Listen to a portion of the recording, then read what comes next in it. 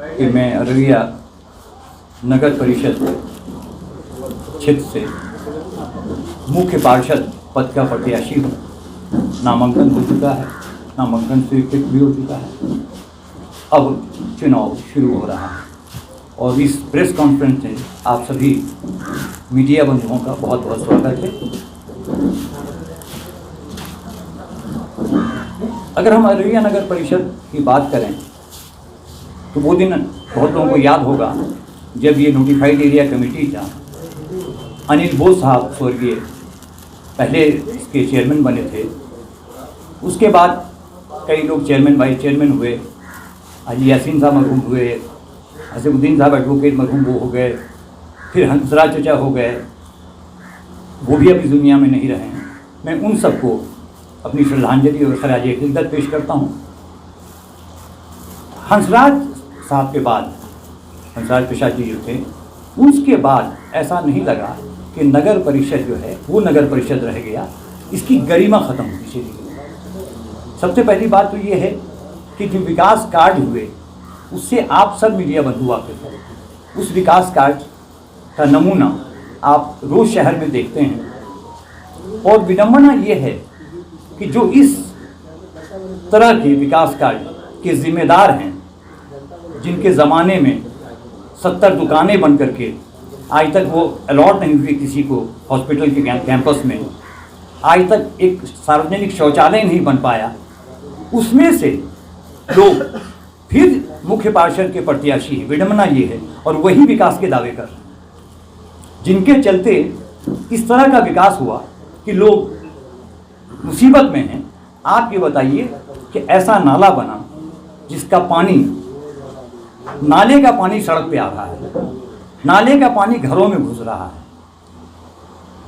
आज से लगभग 6000 साल पहले सिंधु घाटी सभ्यता की बात आप करते हैं। उस सभ्यता की सबसे बड़ी विशेषता ये थी, उसका सीवरेज सिस्टम था, जल निकासी की व्यवस्था थी। लेकिन आज 6000 साल बाद भी हम अररिया में एक सीवरेज सिस्टम नहीं बना पाए। जहाँ जैसी मर्जी हुई वैसा नाला बना दिया गया, किसी के साथ किसी का कनेक्शन नहीं है, जल निकासी की कोई व्यवस्था नहीं है।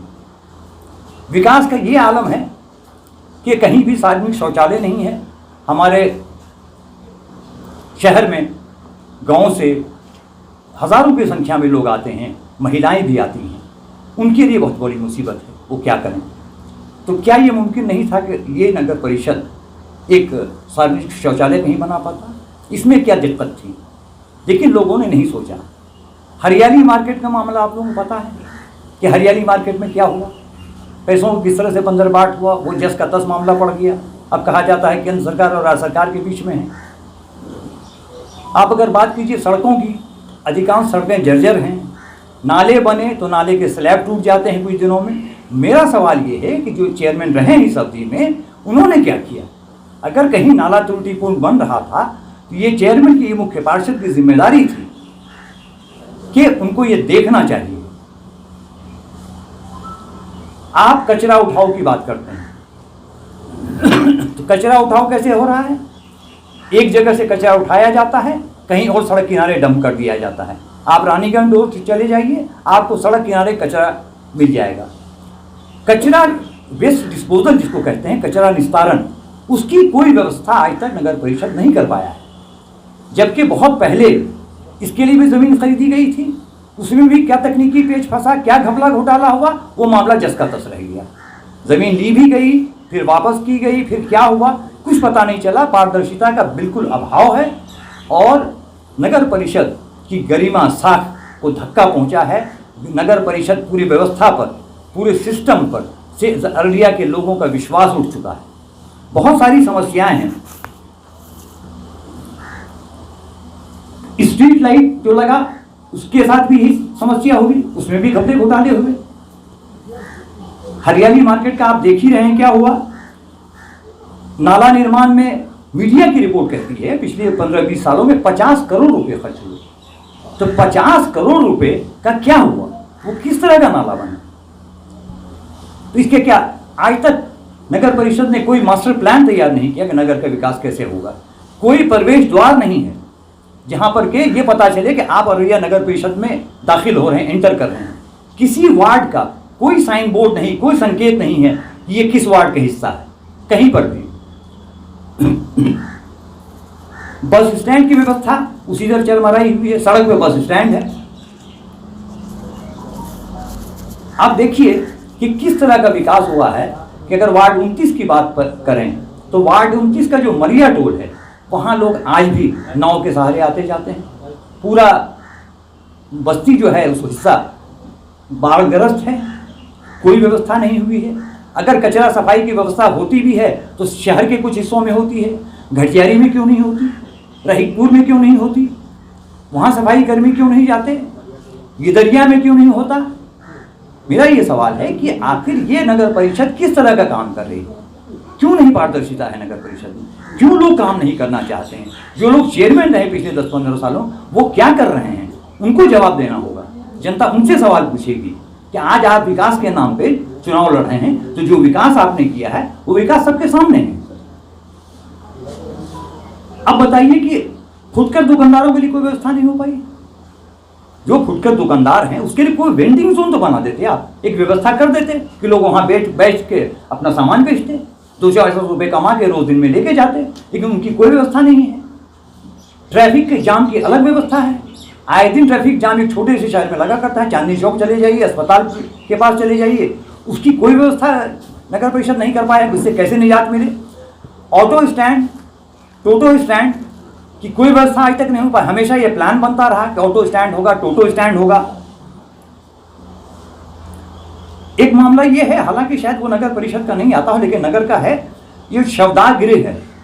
शवदाह गृह का निर्माण भी काफी समय से लंबित है। वो जो पहुंच पद भी नहीं है वहां तक, पैसे भी लगे हैं उस पर, वो भी उसके तरफ भी किसी का ध्यान नहीं जा रहा है। और टैक्स वसूला जा रहा है, वाटर टैक्स भी वसूला जा रहा है। जलापूर्ति कहीं शुरू ही नहीं हुई अब तक, लेकिन वाटर टैक्स वसूला जा रहा है आपसे। तो यही सारी समस्याएं तो हैं, समस्याएं अनगिनत हैं। लेकिन मेरा ये कहना है कि समस्याओं के जनक ही अब उन समस्याओं के समाधान का दावा करते हुए मैदान में उतर रहे हैं। ये बहुत अजीब विडंबना है। कोई कह रहा है कि छल अब बर्दाश्त नहीं, यानी पहले बर्दाश्त था क्या, अब बर्दाश्त नहीं। पहले भी तो आप पद पे रहे हैं भाई, पार्षद, उप मुख्य पार्षद तो आप रह ही रहे हैं, लेकिन कहा जा रहा है कि छल अब बर्दाश्त नहीं। तो मेरा ये कहना है कि मैं इसलिए चुनाव में आया कि मैंने बहुत दिनों तक इन समस्याओं को देखा है। एक मीडिया कर्मी की हैसियत से भी देखा, एक शहर के नागरिक की हैसियत से भी देखा कि समस्याएं क्या हैं। और सिर्फ मैंने समस्याएं नहीं देखी, मैंने समस्याओं के निदान एक रूपरेखा मैंने तैयार कर रखा है।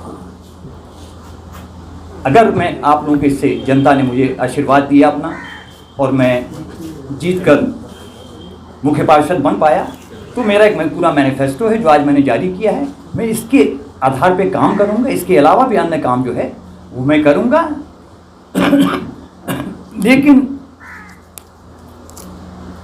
ये ज़रूरी है कि शहर की व्यवस्था बदले, लोगों को ये पता चले कि वो औरैया नगर परिषद में प्रवेश कर रहे हैं।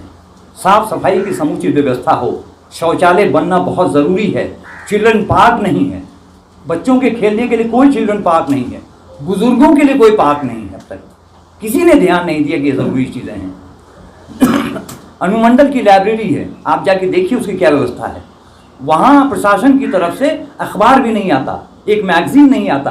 कंपटीशन की लोग तैयारी करते हैं, मैं गया हूँ वहाँ, बच्चे बीपीएससी, रेलवे, बैंकिंग सबकी तैयारी करते हैं, लेकिन वहाँ 2 अखबार नहीं आता। प्रशासन ने कोई व्यवस्था नहीं की है, कोई मैगजीन नहीं आता, जबकि सभी बच्चे बहुत मेहनती हैं। तो नगर परिषद के चेयरमैन होने के नाते अगर मैं आया तो मैं उस लाइब्रेरी को समृद्ध और सुदृढ़ करूंगा, ये मेरा वादा है, ताकि बच्चे जो हैं पढ़ सकें, उनको पर्याप्त पाठ्य सामग्री मिल सके और वो अच्छा कर सकें। एक प्रश्न ये उठ सकता है, लोगों बराबर ये प्रश्न उठाते रहते हैं कुछ लोग कि मेरा समाज सेवा में क्या योगदान है। इस बात को शुरू करने से पहले मैं चंद नाम लेना चाहूँगा और उनको अपनी श्रद्धांजलि देना चाहूँगा।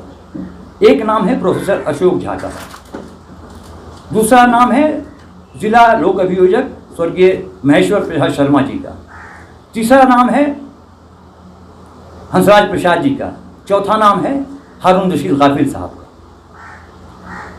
सन 90 के दशक में जब मैं वापस घर लौटा अपनी नौकरी के बाद, अपनी पढ़ाई के बाद, तो जब साक्षरता अभियान की शुरुआत हुई, संपूर्ण साक्षरता, उत्तर साक्षरता, सतत शिक्षा, इस सब में मेरा सक्रिय योगदान रहा है। अभी भी कुछ लोग यहाँ बैठे हुए मीडिया कर्मियों में से जो उस टाइम के हमारे साथी रहे हैं, जिसमें कमर साहब हैं, चंदन कुमार लालू जी हैं, हम सब लोगों ने 218 पंचायतों का सालों साल दौरा किया, पैदल चले, रात में आए, दिन में आए, ये सिलसिला 5, 7, 8 साल तक चलता रहा।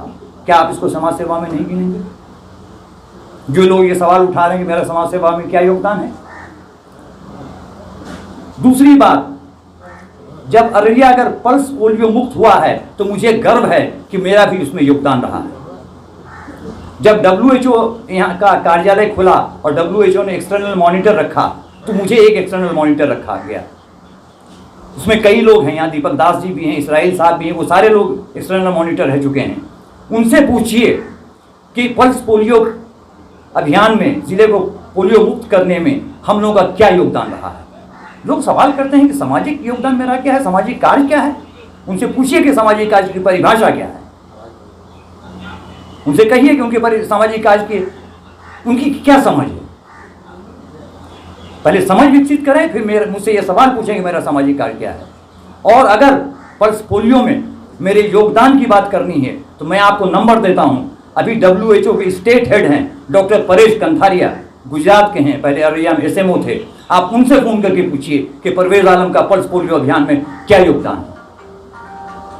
उसके अलावा भी मैं बहुत सारे गैर सरकारी संगठनों से जुड़ा रहा, सामाजिक कार्य करता रहा। हाँ, ये जरूर है कि मैंने फोटो नहीं खिंचवाया, फोटो 4 कंबल बांट के मैंने फोटो नहीं खिंचवाया, ये जरूर है। लेकिन कोई ये नहीं कर सकता है कि मेरा सामाजिक कार्य में योगदान नहीं है। मैं हमेशा से सामाजिक कार्य करता था, आज भी हूँ, और चेयरमैन अगर बनता हूँ मैं मुख्य पार्षद, तब भी मैं सामाजिक कार्य करता रहूँगा। इसलिए मैं आप लोगों से आग्रह करूँगा कि आप लोग सही बात, सही मैसेज जो आप करते भी रहते हैं जनता तक पहुँचाएं। और मैं इन सारे लोगों का जो हमारे साथ इस प्रेस कॉन्फ्रेंस में मौजूद हैं, सत्तन भैया हैं, महमूद साहब हैं, प्रोफेसर रऊफ अनवर साहब हैं, असाब भाई हैं, सईद भाई हैं, शबीर भाई हैं, ये सारे लोग मौजूद हैं। मैं इन सब का भी बहुत बहुत आभार व्यक्त करता हूँ। धन्यवाद। जिंदगी की भागदौड़ भरे सफर में हमें चाहिए एक नई ताजगी। अब सफर चाहे कोई भी हो, हर सफर में मिलेगी नई ताजगी का एहसास। तो बस एक प्याली चाय और अपने हर सुबह और शाम को बनाए खास बंगाल गोल्ड टी। चाय एक अनोखा मिश्रण, कड़कपन और भरपूर ताजगी का एहसास। Bengal gold T.